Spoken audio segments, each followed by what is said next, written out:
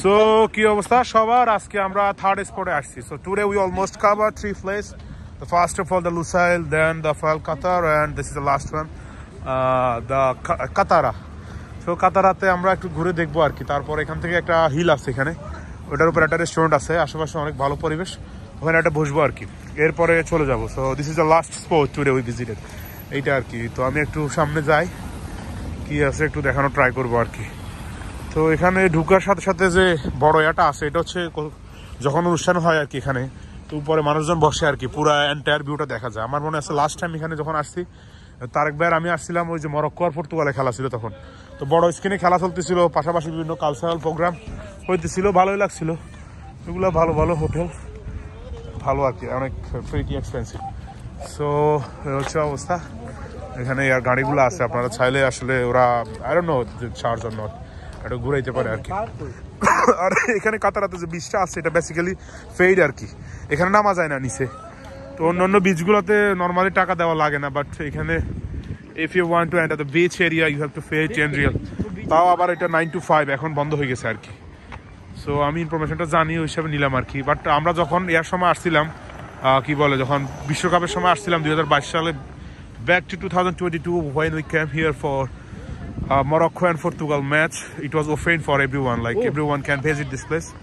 But এখন হচ্ছে ওরা এটা করে দিছে আর কি, টাকা লাগে আর কি। এখানে বাচ্চাগুলা খেলা করতেছে, পুরা জিনিসটা আসলে লাইটের আর কি। তো ব্যাপারটা হচ্ছে যে এখন ইফতারের পর হওয়ার কারণে মানুষজন এত বেশি নাই, কারণ সবাই টায়ার্ড আর কি মোটামুটি। আর এর বাইরে আজকে বৃহস্পতিবার, কিন্তু একটু রাশ থাকার কথা, but I don't know for why there's no rush here. It seems like empty. So it's a beach area টা পুরোটাই ব্লক আর কি, যে 20 দেখা যাচ্ছে, এটা দ্যাট মিনস 20 মিনস এটা হচ্ছে 20 নাম্বার এন্টার ওয়ে আর কি, যে 20 নাম্বার ঢোকার পথ। কিন্তু এটা আসলে বন্ধ, আসলে এটা বন্ধ হচ্ছে, তোমার এখানে টাকা লাগে, বুঝছো নি? 10 রিয়াল দিয়ে ঢুকতো আর কি। 10 রিয়াল দিয়ে তোমার হাতে ওরা একটা ট্র্যাপ দিয়ে একটা স্টেপ লাগাই দিব আর কি। ওটা এখন ঢুকতে পারবে না, কারণ ওটা বন্ধ হয়ে গেছে দিনের বেলা, 9 to 5, সন্ধ্যার পরে বন্ধ হয়ে যায়। এটা প্রাইভেট বিচ আর কি আসলে। সো ওই পাঁচটাতে আমি এর আগে একদিন গেছিলাম, আর একদিন গেলে দেখাইতাম আর কি। ওইখানে আর ছোট ছোট যে স্পিড বোট গুলো আছে, এগুলো ভাড়া নেওয়া যায় আর কি। বাট আজকে তো যায় না আর কি, গেলে আসলে দেখানোর সুযোগ হয়তো। আর মহিবা মা ভালো মানুষ, উনি কোরআন শরীফ পড়তেছে আর কি। পড়েন পড়েন। আর এই জায়গাটাতে প্রতিদিন ইফতারের সময় মানে ওরা আসলে একটা ওই যে কামান দিয়ে বোম মারে আর কি, বোম মারি এটারে সেলিব্রেট করে ইফতারটারে। আই এম নট শিওর প্রতিদিন কিনা, বাট প্রথম দিন করছিল আর কি, হতে পারে। আর এখানে মূলত সব ধরনের কালচারাল প্রোগ্রামগুলো হয়, that's why this place called Katara cultural village. আর আমি এখানে যে জিনিসটা, একটা জিনিস দেখাই, ওটা হচ্ছে এখানে একটা থিয়েটার হল আছে আর কি। তো বিভিন্ন দেশের থিয়েটারগুলো এখানে পরিবেশন করা হয় আর কি। আমি একটু উঠাই, এখানে যাই, উঠতে পারলে আমি দেখাইতেছি। So basically we are now entering the theatre area. So অনেক সুন্দর আসলে। তো এখানে বিভিন্ন ধরনের কালচারাল অ্যাক্টিভিটিস, মানে থিয়েটার মেনলি, এগুলা দেখানো হয় আর কি।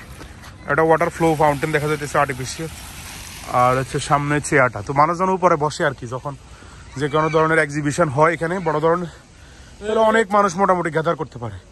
মোটামুটি 5-7 হাজার মানুষ তো মিনিমাম গ্যাদার করতে পারবে এখানে। তো এই হচ্ছে এরিয়াটা, এখানে পরিবেশনটা করা হয়, আর মানুষজন হচ্ছে উপরে আসলে বসে আর কি। সো এইটা আর কি, দেখি দেন কি দেখানো যায়। জায়গাটা enough spacious, I think it can cover up to 7,000 or 10,000 people. So anyway আমি অন্যদিকে যাই এবার।